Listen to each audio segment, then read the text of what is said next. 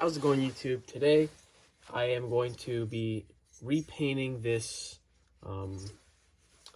cylinder head off of a 5 horsepower Craftsman engine. In order to do that, you will need an X-Acto knife, some masking tape, and 10 minutes of your time. So, if your tape isn't very sticky, which mine is not very sticky because it's pretty old, you're going to want to just crumple it up and throw some in the bolt holes like that.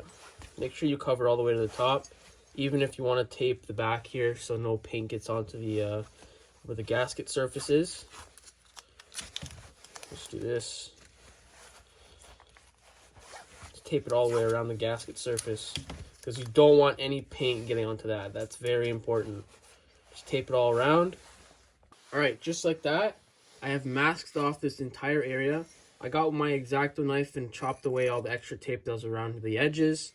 I also filled the spark plug hole because that's a very important piece right there. And I covered all the holes with masking tape.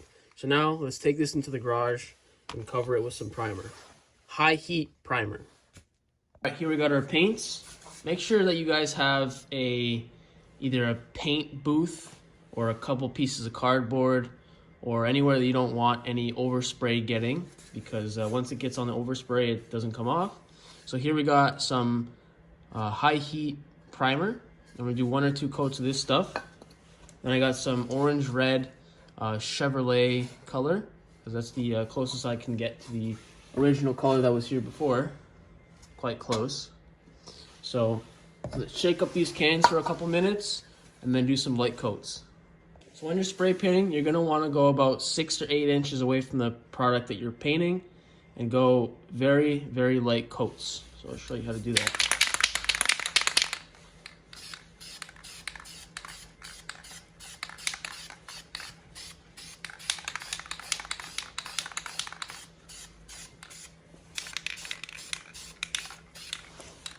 Now that we did the first light coat, you're gonna wanna wait 5-10 minutes is what it says on the can here, and then you can proceed on your second coat.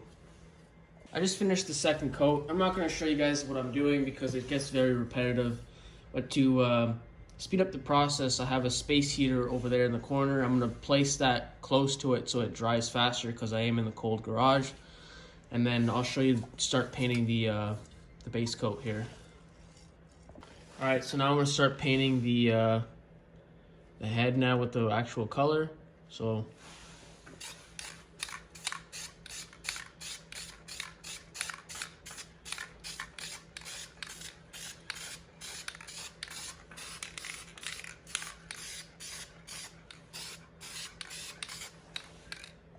alright, here's the finished product. I took off all the tape.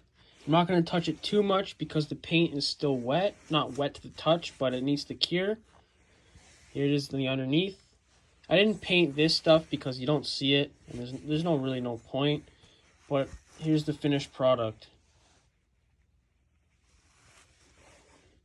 If you guys could leave a like, comment, share, all that good stuff, subscribe. Let me know if you guys want to turn this into a snowblower rebuild restoration project.